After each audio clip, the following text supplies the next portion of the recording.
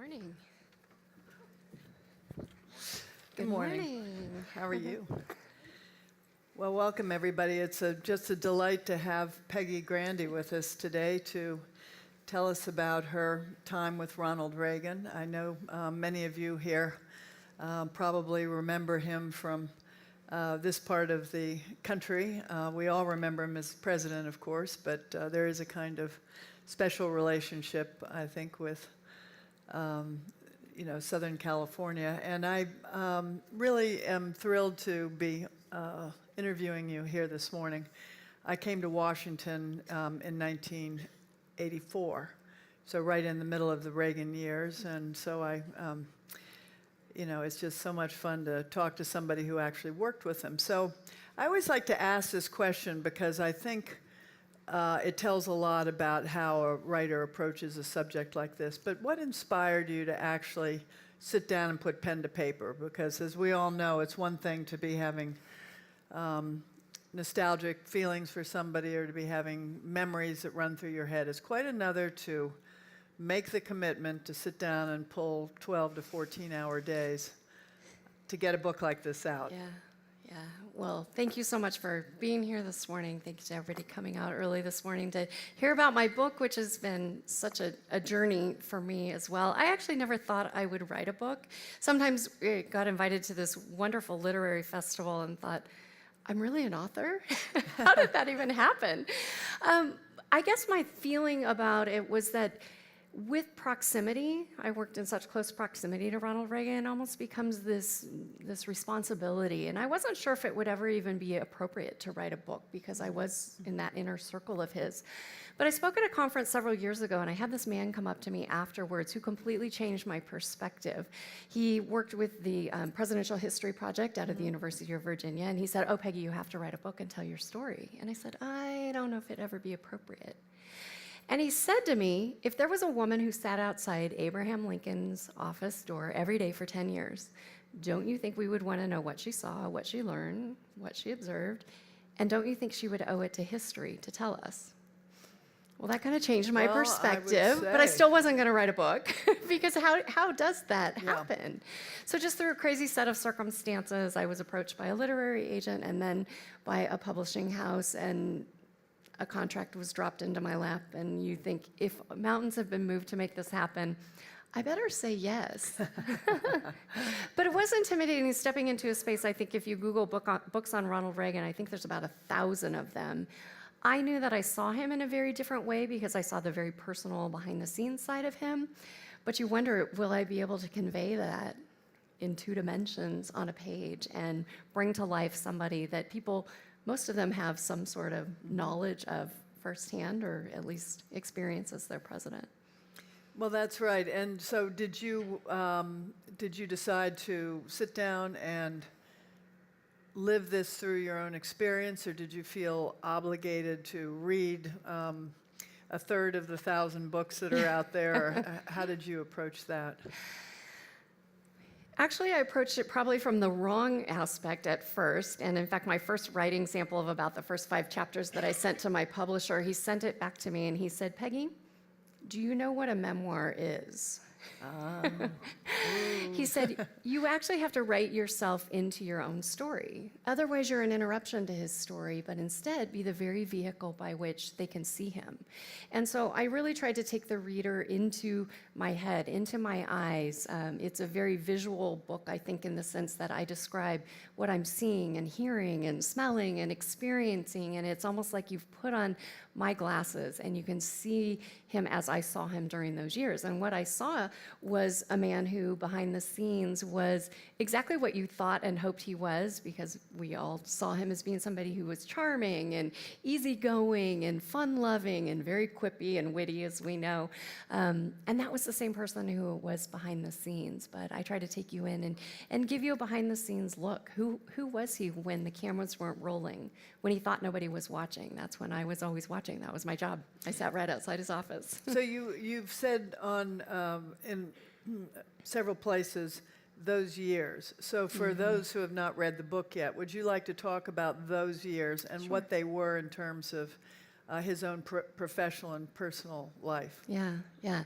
So I was always that nerdy little kid that loved presidents and politics and government, which if you grew up in the Beltway of Washington, D.C., or have lineage you inherit, it's part of you. But I grew up in Southern California, a million miles from Washington, D.C., very ordinary family of educators, and just never imagined my life would intersect the extraordinary life of somebody like that. I was a communications major at Pepperdine University. Of course, the great communicator was in the White House, so he was the perfect convergence of everything I loved. He had just left the White House, returned to Los Angeles. My dad had raised me to believe that somebody's got to have the job you want, and it might as well be you. So I took a chance and I wrote a letter to the office of Ronald Reagan, was shocked when I even got an interview, went into the office, thought the interview went pretty well, was a little nervous about it, but was sitting in the lobby on my way out the door. I don't know why it had never occurred to me that I might actually meet Ronald Reagan, that he might actually work in his own office. It just never had occurred to me, and I hadn't prepared myself. And so all of a sudden at the end of the interview, I'm sitting in that front office, and Ronald Reagan is exiting the office, walking right toward me. And I start panicking, and I don't know what to do because I've never grown up and been raised around people like that. And so I kind of panic, and I think, well, what would I do if the flag were passing by? So I stand up, and I put my hand over my heart, not even looking at him, staring nobly off into the distance. Certain I looked completely ridiculous. But surprisingly enough, I was hired that day to work for what I thought would just be a short-term internship as I was graduating from college. At the end of my internship, I was hired to work as the executive assistant to the chief of staff, Fred Ryan, who's now the publisher of the Washington Post, and was his executive assistant for a few years, and then Ronald Reagan's longtime EA that he had had since before he was governor retired, and they asked me to take that job. So you don't say no to a job offer like that, although I was pregnant with my first baby. I actually got married and had 3 of my 4 children while I was working for the president, and so those were busy and wonderful years, but served him for the next 10 years, so from 1989 to 1999, until he left the public eye, and stayed connected with him until his passing in 2004, and with Mrs. Reagan until her passing in 2016. So you were not there during his White House years, so the experience you had might have been way more personal, but also different from his perspective. What did his retirement years look like? I mean, he was very active in the beginning, wasn't he? He was. Most people don't realize he left office, and until the time he passed away, there was 15 years. People think he left office, got Alzheimer's, and passed away, but there was 15 years. And the first 5 of those were actually very busy. He traveled a lot, he gave a lot of speeches, he did a lot of writing and interviews, received tons of visitors from all over the world, and so those first 5 years were very active. Well, 5 years in, he writes this letter to the American people that we've all seen, announcing to the world that he has Alzheimer's. And what people don't realize is those next 5 years, he continued to come to the office. And so as the world was saying goodbye to him, I was pretty much saying good morning to him every day for the next 5 years. And those years were so important in what they taught me, not through a list, but just by who he was, and that life could be lived to the fullest as long as possible. And those of us around him wanted to make sure that he could do that. But there were some very active, beautiful years. And then there was 5 years post-office until he passed away. Yes. So what would you say was the main focus of his retirement? What causes did he take up? What did he mumble about most when he came into the office? Yeah, he was very careful not to backseat drive the presidency. Of course, George Bush became the president of the United States after him. And so since especially he had been his vice president, he was very careful not to step on that, although he did talk to him fairly often. And whenever George Bush, of course, asked for advice, Ronald Reagan was happy to talk that through. He had a couple of pet projects that he spoke out in favor of. He thought that we should have a balanced budget amendment. He believed that the President of the United States should have line item veto right. Several governors had it, and he saw no reason why the President couldn't have that privilege in order to reach the balanced budget. He also spoke out against the practice of gerrymandering. He thought it very much isolated people and really regulated against the will of the people to live and vote in groups that they chose to. He also spoke out against the 22nd Amendment, and while I don't think that he intended to run for a third term, he grew up under FDR and really felt that if the people wanted to elect somebody to a third term, that they should have the right to. But again, he very much believed that we, the people, tell the government what to do, not the other way around. So I would say that's the theme that kind of carried through everything he continued to speak out about. Well, I have so many questions to ask you, I'm sure, and we're going to, by the way, open this up for questions because I'm sure many of you have lots of questions too. Tell us about Nancy Reagan. Yeah. She's, I knew her pretty well, and what a elegant, interesting person. But I'd love to hear, I'm sure all of us would love to hear about your experiences with her. Yeah. So I write about Mrs. Reagan because you cannot write about the president without writing about her. And I loved their relationship. It was very sincere, and behind the scenes, you saw that genuine affection that they had for each other. They were never just standing side by side. He was always holding her hand or had his arm around her. They were almost like two pieces of a magnet. If they were in a room together apart, they had to eventually find their way back together. And so that was very genuine and authentic. Mrs. Reagan, a lot of people butted heads with her. Here I was, a very young woman sitting outside her husband's office door every day. You can imagine that may not make for the best situation, but she and I had a wonderful relationship. I learned very early on there were two things that she really cared about. She cared about the truth. She wanted you to always tell her the truth, the whole truth, and nothing but the truth. And as long as you presented it to her, I learned you didn't have to solve it, fix it, or explain it. You just had to tell her this was the facts or this was the truth. She also cared about loyalty, and she knew that I was ferociously loyal to her and to her husband. And beyond that, you know, she was very forgiving. She also was a very good mentor to me and sort of brought me up in how things should be done, and just had a great eye for everything. I learned so much. I loved watching her when we would walk into an event. So she would come early and she would scan the room, and she noticed everything, the placement of things, the lighting, the sound, the visuals, the everything. And so as much as I learned from my other staff members how to properly advance an event, I definitely learned from Mrs. Reagan how to do that. I also loved watching her in her home as they would receive visitors, and these might be world leaders.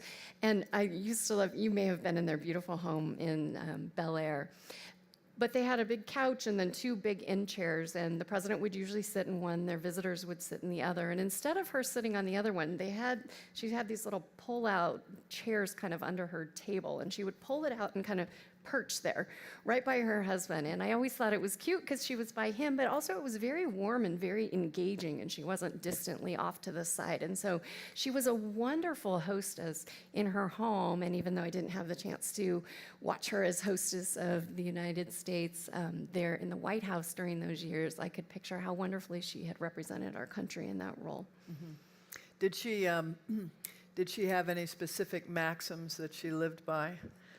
She was always cold, and so, you know, we would wait. She would, you know, heat up the room when she would come, and then we're like, okay, turn it down now because everybody's going to be sweating. Oh, that's it.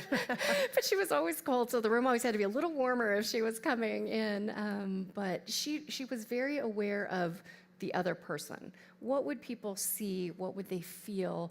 What would they experience when they walked into the room? So even by the time the president came in and made his remarks, there already was a sense that the preparations had been made and that they were welcome. So there was a warmth about the Reagans, you know, these Hollywood people, these president and first lady, and yet there was such a casual elegance, I would say, about them, and a warmth. Put it. Mm-hmm. Yeah, that's right. Well, why don't we open this up for some questions? Sure. Yes, great. Well, they lived in Bel Air. You did. Libraries in Simi Valley. Right. And if you could repeat the question, too. Yeah. Did they go there? Yeah. So she asked, their home was in Bel Air, their library was in Simi Valley. They also had a ranch at the time, which was up in Santa Barbara, and Simi Valley was about halfway that way. The land there in Simi Valley was donated, which made it obviously a very desirable piece of land, but it also allowed them to have some space up there to build the beautiful facility, which is the Reagan Library that's up there. And even though you didn't have direct ties to Simi Valley. When you stand on that back patio there at the library and you have these beautiful panoramic vistas, it's very reminiscent of his ranch, because up at his ranch you have this hilltop where you can see forever. And so when he first went up to that property, he fell in love with it for that reason. A lot of times presidential libraries are on a college campus. I know there was talk that it was going to maybe be at Stanford because of Hoover. But aside from his Sacramento years, Southern California was really his home and where his heart was, aside from the Midwest, which obviously remained an important part of who he was. Did he travel out to the Midwest in his retirement? He did. In fact, we did a great tour through kind of Iowa and Illinois and that area, and it was wonderful to see him go back, because he kind of fell back into Dutch, you know? And in fact, his friends who knew him from those years, you could tell, because when they wrote to him, they would always say, "Dear Dutch." And I always loved it, because when he would write back to them, he would sign it Dutch. And for those of you who don't know his life story, I mean, here was a man who was born into a very poor family during the Great Depression. His father was an alcoholic, and you thought, you know, this poor kid, never going to have a chance. But his was really an only in America story. And he never saw his humble beginnings in the Midwest as something he needed to overcome, but he really saw it as the very foundation for everything he ultimately would become. And so he never truly left or lost those roots. And I think it truly shaped who he was and informed who he eventually became. Mm-hmm. Yes. Did you add what you learned about Mrs. Reagan in this book, or do you plan on potentially making another just about her? Do I plan on writing another book specifically about Mrs. Reagan? Interestingly, you should ask, because there's an interesting, my answer is not going to be what you think. My literary agent has approached me about writing another book. I don't think I will do it on that Mrs. Reagan, but I am looking into Ronald Reagan's mother, Nellie Reagan, who was just a fascinating person. You know, here was a woman who raised this little boy to believe that he could do and become anything and everything that he wanted. She was the one that infused him with a sense of patriotism and faith and a willingness to give back to the community. She was a tireless community servant. She worked in the jails. She worked with tuberculosis patients. In the time of racial divide, she would welcome people into her home that had been turned away from hotels and things. And so she really was a great social advocate in a lot of ways. And so I'm very curious if there's enough there to tell the story of that Mrs. Reagan. And as a mother myself of 4 kids, you know, what part of our children is because of us, what part of them is in spite of us. And, you know, she certainly left a lasting impact. And really at the end of his life, when everything, all the trappings of being president were stripped away, he was really left with the very things that she had invested in him at the beginning: commitment to community, patriotism, faith, love of country, and love of God. How long did she live? Mrs. Reagan? Nellie Reagan. Nellie Reagan. She actually, when Ronald Reagan became a movie star, he moved his parents from the Midwest out to Los Angeles. His father still was struggling with alcoholism, but helped him kind of do his fan mail and things like that. And Nellie Reagan was very involved with his fan clubs and his fan mail and that kind of thing. And so his father, I think, passed away in 41, and she lived until, I think, 1962. So never got to see him, obviously, as governor and president in his political era, but certainly got to see him as an actor and a person. You wonder, did she know? Every mom thinks their kids are terrific, but at what point did she know that her child was truly something remarkable? I'm sure she felt that from day one, don't you sure she think? did, That's yeah. the way mothers are. Yeah, that Yes. intuition. How difficult was it for you after the president contracted Alzheimer's and you continued to work for him for the next 5 years and saw him deteriorate, obviously? How difficult was it for you in your job at that point? Yeah, he's asking about the Alzheimer's years. Ronald Reagan announces he has Alzheimer's, and you know that certainly affects you personally. Yes, it's a professional role, but you have that personal connection. And you can imagine the phone calls and the mail we received every day. It was this deluge of I'm so sorry, how tragic, how awful. And so I was very young. I was in my 20s when I was working for him. And so to feel like the grief of the world sometimes was placed on my desk or on my shoulders, and to have to turn to him and put that smile on, it was a very difficult time. I write a lot about that, because you have to, if you're going to write a book, it has to be revealing, but also ultimately needs to be respectful. My focus was making sure that his day was as happy and as smooth and as comfortable as it possibly could have been. But there were moments on the way home that I just thought, oh, how can you do this? But, we all face curveballs thrown at us in life, and we look at them from the outside and think, how would you ever handle that? And you don't really have the strength to handle other people's problems or things you see from the outside, but when you're in the midst of it and in the moment, you're given the strength that you need to endure. It was a very difficult time, though. My father, I was in my 20s, my dad was in his 50s. He was dying a very long, slow, drawn-out death of colon cancer.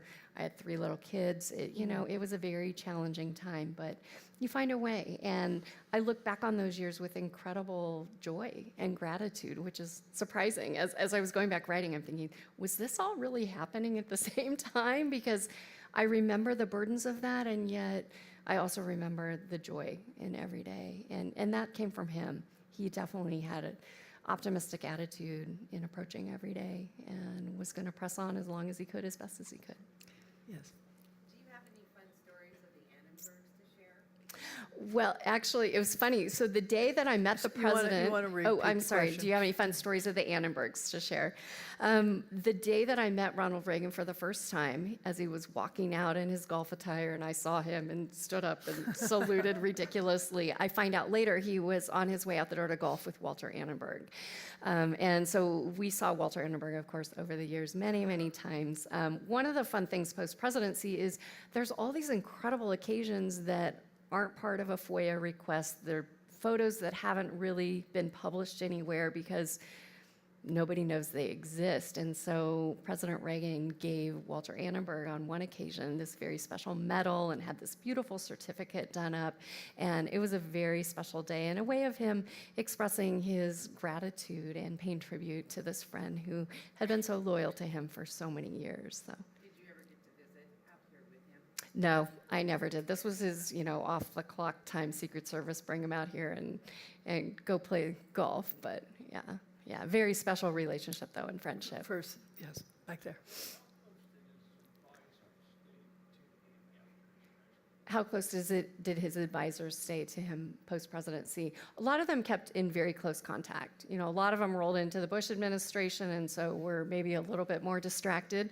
Although I find it interesting because a lot of times people, regardless of how many presidents they worked for, they'll always come back and say, I worked for Ronald Reagan. And there's something very special. There's a camaraderie of Reagan people, I guess. And so a lot of them did come back and visit him post-presidency. A lot of them, even if they had served him 8 years, sat in meetings where there was a bunch of people and had 3 minutes and 5 minutes and a handshake and this and that. And so a lot of them did come and really enjoy some very special personal one-on-one time with the president. And so that was special. He was always very appreciative of their Did service. they continue to visit him even after, in the last 5 years of his life?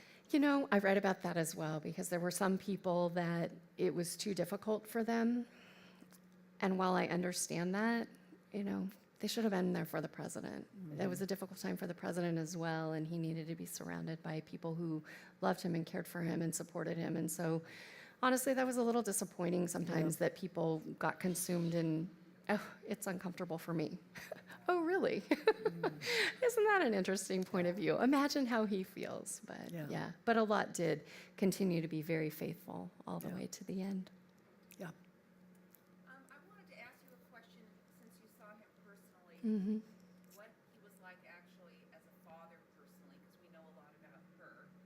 And also, because she was so opinionated and strong in their marriage, because he was the leader of the free world, etc., their relationship, we hear certain things, but in their home and in their personal life, did he acquiesce and let her be in charge of everything, or how was his real role as her mate?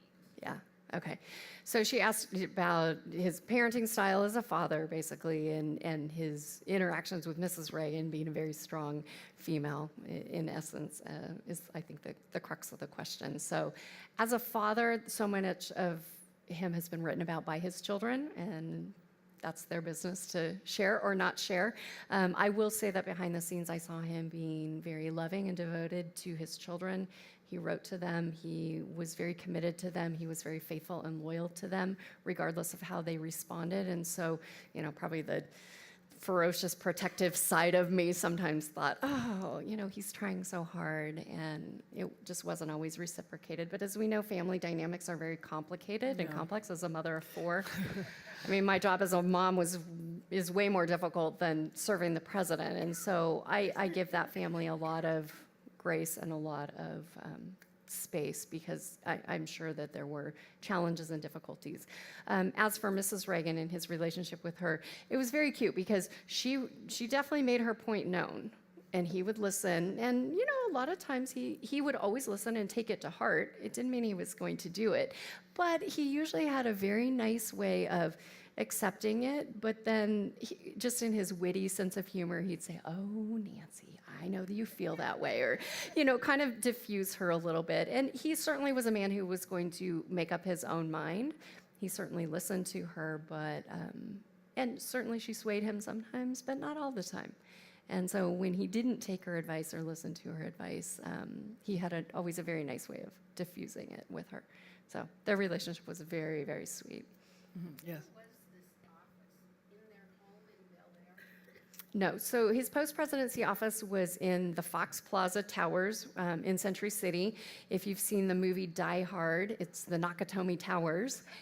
And in fact, we watched that movie one day in the office with President Reagan, and afterwards he said, "Well, what did they do with all those bullet holes?" And there's one scene where Bruce Willis is bleeding and he's in a bathroom and he's cleaning up. That is actually President Reagan's bathroom before the building was even finished. So they filmed it right as the building was being completed and before the president moved into that space. But we had originally the whole top floor, which was the 34th floor of Fox Plaza there on Avenue of the Stars in Century City. Their home was in Bel Air, so just a few minute drive away. And I actually talk about on some of these clear, beautiful days, you could see out the windows from his office all the way to the Pacific Ocean. You were looking over Santa Monica Airport, where you would see the planes land. You could see the boats coming in and out of Marina del Rey. And so it was just a beautiful view. And he loved LA. He had been in LA for so long, he loved it and could look out the window and point out all these different neighborhoods and had facts and things, memories about everything. And every now and then on a clear, beautiful day, he would look at me and say, "Peggy, do you think those men with the keys to the building would let me go upstairs and go up on the roof and look out over LA?" And so we would call building security, and I actually write this whole big section on how one simple question and request like that, how many people were involved in making this happen from the 34th floor to the roof. But he would go up there and take his Secret Service binoculars, special binoculars, and you could see forever. And he would have this 360-degree view of Los Angeles. He would look through the trees trying to find his house, and we'd say, maybe Mrs. Reagan's out there waving to you. But we would fly over the building as well a lot. And he loved LA. He loved Southern California and eventually made that his home, second to the Midwest. Yeah. Yes.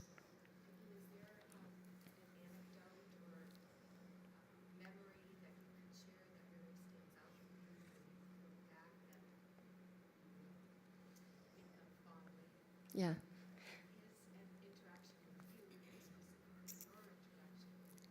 Yeah. She just said, is there a specific anecdote or memory that kind of sums everything up? It's an interesting process, especially when you go to write a book, because I was connected with the Reagans for 27 years of my life. And, more than half of my life, their lives had been part of my life, and so intertwined. you couldn't really pull it out. My kids always laugh, because they'll be looking through boxes of stuff, and they go, "Mom, why do you have, this presidential signed photograph with our preschool artwork on top?" And it's very symbolic of that's just how life was. When I went back to write the book, I was hearing my mother's voice in my head saying, "You should have kept a diary, you should have kept a diary." And as much as that would have been a wonderful crutch, I really was glad I didn't have one, because that would have told me what I did and who I met and where we went, and it would have been very linear. Instead, I had to back up and say, what did it all really mean? What are the lasting lessons these years later that are still inspiring me and still driving me forward today? And it was surprising the answer that came to me, and it wasn't the star-studded black tie moments, even those were amazing, when you're 20-something and you're meeting Gorbachev and Margaret Thatcher and presidents and kings and prime ministers and Mother Teresa, who's now a saint. I mean, it's pretty incredible. But the moments I really went back to were, if you could call them, ordinary moments in the office, where there's just a handful of us, that it's me and him, and we're working through the day, getting things done, and figuring out, what's important to him and how we elevate those things for him, how we continue to message and brand him as the great communicator. And really the moments I treasure, surprisingly, were those moments of quiet. It was pre-cell phone. We would get in the car to drive to an event. Two of us would be seated in the back of the car, Secret Service driving. Sometimes we would talk. He'd point out the window things that he, loved about the area. But those moments of quiet and silence, to me, were the biggest gift of all, because I thought, as we were sitting there, he didn't feel like he needed to convince me or win me over or impress me. He could just be in my presence. And to me, that was the biggest compliment of all, to be able to sit still and sit quiet and not feel like he had to convince me of anything. We were good, just like that, side by side. Yes. Would you comment a little bit about his relationship with foreign dignitaries after he retired, for instance, Thatcher or Gorbachev? Did they visit, or did he have any communication with them? Yeah, so he's asking about world leaders post-presidency. And this is so interesting, because diplomacy, there's all the protocols and all the things that are required, and post-presidency, all that goes away. And so world leaders had no diplomatic reason that they had to visit him. They came, though, from all around the world because they wanted to. Gorbachev came several times because he had a relationship with Ronald Reagan that he wanted to continue, even though it didn't mean anything to the world of foreign policy. Margaret Thatcher came several times because she had a friendship with him. And so diplomacy, Reagan's way, really was about relationships, not about rhetoric. It was very personal. It wasn't political. Prime Minister Brian Mulroney from Canada just had a wonderful, jovial relationship with President Reagan. And to see people come and make great effort to come. When President Bush passed away just recently, I was asked to write an op-ed piece about him, which I was happy to do. And I told the story about President Bush, Bush 41, who came into the office post-presidency, and he was going to be in LA, and it would have been much easier to have President Reagan come over to his hotel, because moving a presidential motorcade is not simple. But President Bush was going to come visit President Reagan in his office. And so President Reagan and I stood side by side looking out the window, watching this long motorcade wind around through the streets of Century City. And we knew they were coming. We could hear them coming up the elevator. And President Bush, who's the sitting president of the United States at the time, bounds through the door and he says, "Now, where's my president?" And I loved that, because he's the sitting president of the United States, but there was always this deferential part of him that saw Ronald Reagan as his president. And what a great, I called him the ultimate wingman in my piece that I wrote. What a great wingman he had been to Ronald Reagan for all those years. And so I would say a lot of these world leaders still, in a lot of ways, saw Ronald Reagan as still maybe their president. So. Let me ask you, were you in any situation where you saw Ronald Reagan get angry about something? And the corollary question to that is, did you sense at all his fear about what was coming with his illness? The only time I saw him get frustrated, and one of his ultimate pet peeves was being prompt. It was very important for him to be on time. You're laughing. You probably know this about Oh, him. listen, I come from an army family.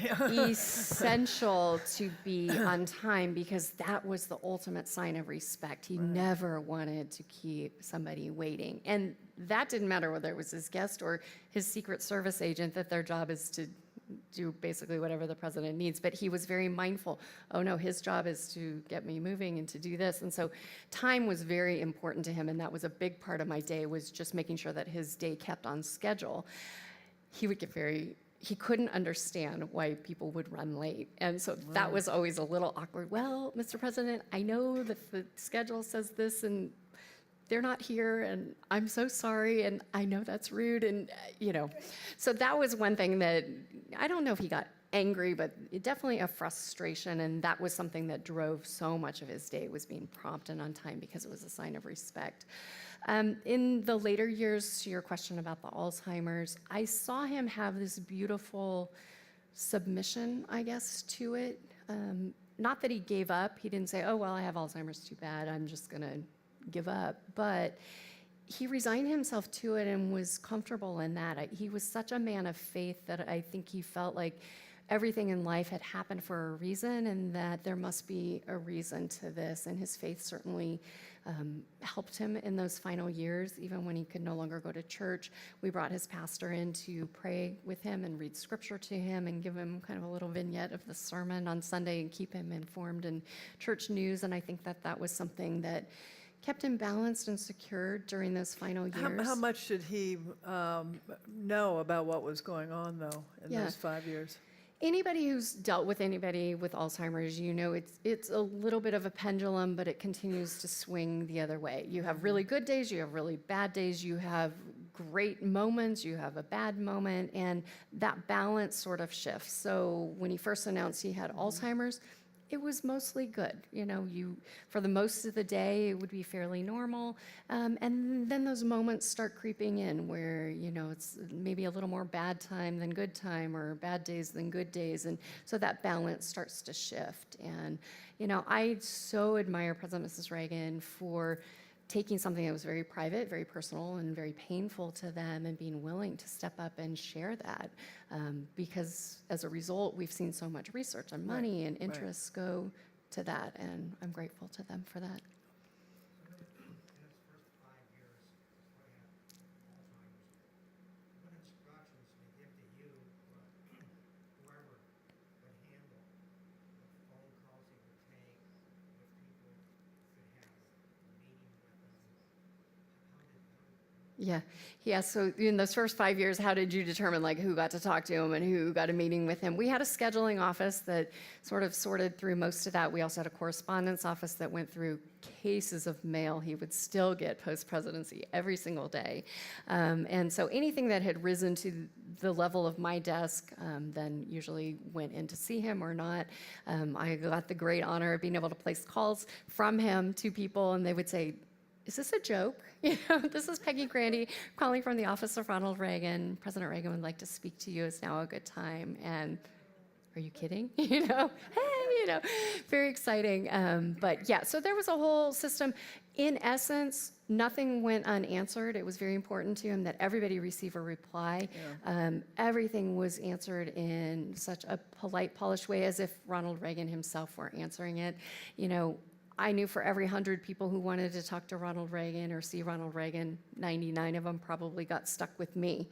And I kept that in mind all the time, because I thought, what will they think of him because of their interaction with me? And can I embody the same graciousness which I saw him give to people every single day? And so in my interactions as a representative of his, how can I mirror what I saw from him every day?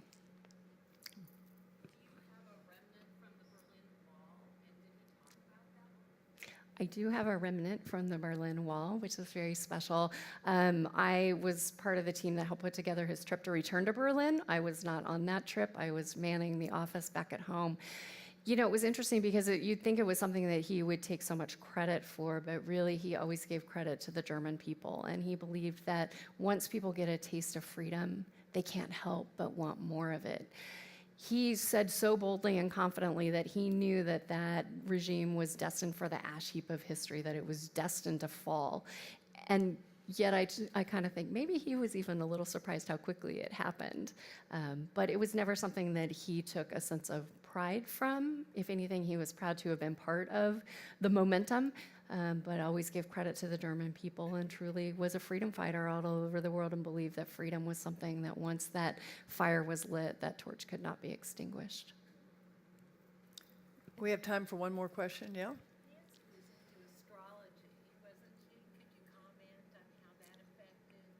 Yeah, I know stuff has been written on that. I worked personally for President Reagan, not Mrs. Reagan, and so I never had any personal interaction with that at all with her. So I can't really comment beyond that. Peggy? Yeah. I'd like to invite you to make some final comments here. Yeah. I told Susan I thought I would end with a passage from my book that I've never... Well, you've got a little time if you want to I have never summarize everything. read aloud, but looking back on those years, there's so much that he taught me just by who he was, and it changed my life forever. And I'm so grateful to that man and to have had the opportunity, an ordinary girl, to wind up at the feet of an extraordinary man and to have the chance to continue to tell the story of his life and how it changed me. So I wanted to end with my final goodbye to the president because I think in so many ways it's symbolic of all of us. If we had had a chance to be at Ronald Reagan's bedside in his final years, what would we have said and how would we have responded to him and thanked him? So I want to end with this. So when I visited the president around his 93rd birthday in February of 2004, I assumed it would be the last time, and it was. With each visit over the last few years, he was less engaged, less himself, and less present. I was always happy to see that he was impeccably cared for in his beautiful cashmere sweaters, which would never see the golf course again. He had defied the odds, defied gravity, and stayed young at heart, robust, and active far longer than most of his peers. He had started the biggest job of his life when others had already given up. He courageously went toe-to-toe with the greatest foes of our time and beat them, often without firing a single shot. The resolve of his conviction and the power of his words had made him a giant on the world's stage and a giant in my mind. All of those things he still was, yet it was clear now that he was mortal like the rest of us. The mind and body that had been his allies in achieving greatness were now his enemies, and they were making their final advance toward complete conquest. He was surrendering finally. There was no fight left in him. I went to his bedside that day and held his hand and just sat with him. I had few words to offer up. There was nothing left to be said. I had no unfinished business with this beloved man. I'd given him everything I had, and he had given even more to me without even knowing it. He had given me his courage, his strength, his love, and his example, which forever changed my life. He had given me a future I could never imagine and had done so without even meaning to. It was who he was, and he had changed who I was. We sat in silence. I enjoyed just being with him and near him. He was sleeping and looked so peaceful, with surprisingly ruddy cheeks and a beautiful full head of hair still perfectly styled, still trying to tame the wave in it, but never fully successful. The perfectly imperfect smile was now gone, and I looked down at his hand in mine. It's odd when you know someone so well that you take things for granted, like his hands. Those hands that had previously been rough and rugged, strong and dexterous, tanned and tough, were now soft, and yet so familiar to me, every vein, every line, every muscle and bone. The pads of his fingers hadn't seen work for quite some time. They were warm and smooth, soothing to the touch. I loved being there, just holding his hand and being quiet. He briefly awoke, and those beautiful blue eyes opened for a bit, scanning the room, and then locked in on me. They stared intently, looking at me vacantly as just another part of the room in his view. I started talking to him, telling him how good he looked and how wonderful it was to see him again. As I spoke, the fogginess of his eyes seemed to dissipate momentarily, and he was looking at me, but it was a bit different. There was a hint of a sparkle, or maybe even a twinkle in his eye, and with that one look, it was as if he was saying that even though he was unsure of exactly who I was, he thought he might know me, and thought I was someone he was fond of. I'm fond of you too, Mr. President, and I always will be, I said aloud. He drifted back to sleep, and I sat a while longer, not wanting to leave, knowing regardless of how long I stayed, ultimately I would have to say my goodbye. And this was it. I told myself it wasn't true that I would see him on another visit, that I would have another chance to sit and study his features and memorize the lines on his hands and his face, to watch him sleep, to hear him breathe, and to continue to breathe life into me. I wasn't ready to let him go, yet ultimately I'd have to resign myself to that reality. I had to say goodbye and walk out the door, leaving him forever. Unable to delay the inevitable much longer, I forced myself to stand up. I released his hand and instinctively leaned over, gently kissed his forehead and then his warm, soft cheek. He didn't respond. I patted his hand and kissed my hand, placing one last kiss on his hand. I then said goodbye in the only way I could think of. Thank you, Mr. President, for everything. I paused at the side of his bed, looking one last time at him, lovingly and longingly, wanting to imprint the image of this man and his memory forever in my mind. And before I turned to walk out, I straightened myself upright with resolve, slowly raising my right hand to place it over my heart out of respect, not knowing what else to do, just like the first time I met him. I gave him one last look, then unable to look back, tears streaming down my face, trying to control my emotions, but it was not meant to be. I walked out the front door, and the Secret Service agent who was standing post on the porch knew by my look I had said my goodbye forever.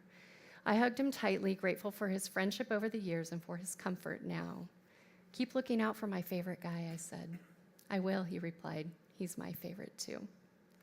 I got in my car, turned around, and drove down the driveway, out the gates of the residence, down the hill, and I pulled over at the park where the president had walked, where I'd been so many times with my kids, and I finally let go of him, of my tears, of my past, and of my unknown future, which I would soon have to face without him.